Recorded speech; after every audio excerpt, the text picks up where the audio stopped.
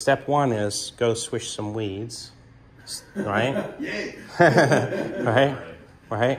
Step two is swish the weeds without using any other body part, really, other than your right hand and your right arm and your right shoulder and the right side to do that, because you're right-handed, you're not left-handed.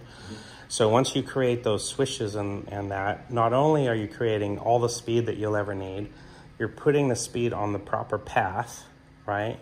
And you're doing it in such a way that is biomechanically and laws of physics sound, right? That's a heavy stick you just swung, right? So take your grip again, swing up to the top and stop. Yep, waggling in that finger. That's my Sabre training tool. It's designed perfectly to help you get your grip on there, so you don't have to overthink this. Where's the heel pad? On top, because it's a square shape. Where's the trigger finger? It's to the side, right? Yeah, it's down the sidewall, right? So when you go back, swing all the way back in your backswing and stop. Wind all the way up, keep going, as far back, there you go. Keep your eye, you're peeking at the ball kind of out the corner of your eye. You don't need to strain your neck. You can kind of peek at it. Throw it back over here, all the way, like not straight down, but in an arc, right, in a circle. Go ahead, there you go, do it again. Swing back and stop. Hear that ball rolled into your hands? There's a ball in there. Throw it back here and go all the way. So you're gonna snap the ball, basically. That's the laws of physics. So swing up and stop. Okay, the ball just rolled into your hands. Now whip it all the way through. There you go.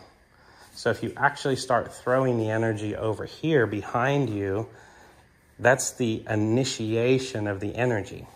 There's an action and a reaction. The action is throw the energy back here. The reaction is centrifugal force applied in a centrifugal circle. That's what centrifuge is a circle. You throw it on a circle, it smashes into whatever object you're trying to hit. And in this case, it hits the golf ball and the golf ball takes off. From that moment of contact on, that's a ballistics problem, not a biomechanical problem. Biomechanically, you have to move the stick. Doesn't matter if it's that, if it's a shaft you're whipping weeds with, or a driver. It doesn't really matter. Then we look at the radar, and the radar tells us what your launches and spins were. Well, then we just grab a better tool. Then we just get a new driver and we hit it, and it changes your launch and your spin and all that kind of stuff, right? So now what you're gonna find when we go back to the iron is you're gonna keep your feet really quiet. You're gonna throw all that energy. And just like from this exercise we learned, if you keep your feet still and grounded, connected to the ground, you can throw all the force you want and you're staying connected. If you come disconnected from the ground in some way, you lose the leverage, right? So there's two places of leverage. So like take your club, Eric, put your club down, right? Hold that up like this, straight across with both hands. Okay, Eric, grab the other side, right? Now, if you guys were gonna do like a shoving match against each other, right? Pushing, shoving, right? Yeah. So push against each other, right? What did you have to do to push him? I just gotta lean forward. So what did you leverage? Your body weight. My body weight, yeah. You didn't leverage traction. You didn't leverage connection. He had golf shoes on a mat. His connection was way stronger. You pushed him using your body weight. You leaned in and pushed. So what you're leveraging is you. You're not leveraging the ground when you hit a golf ball. You're leveraging your connection. And the reason why we want to learn how to leverage our body is because you're not standing with spikes on a mat, perfect conditions all the time. It's wet grass, slippery, side hill lie, bunker, cart path.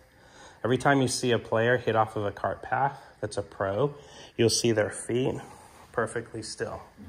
Every time an amateur hits off of a cart path, they slip and they almost crack their head because they fall. You can Google and YouTube swinging a golf club on ice. You ever watch those funny videos?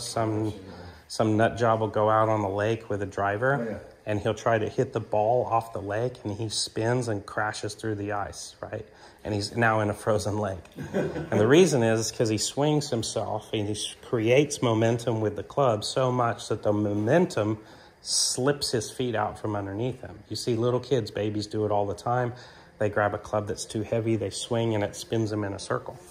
So your job to create whatever strength, weight you have in your legs, arms, shoulders, hands, to actually leverage that, you have to remain in connection, not do any type of lifting or pushing or pulling. Make sense? Okay.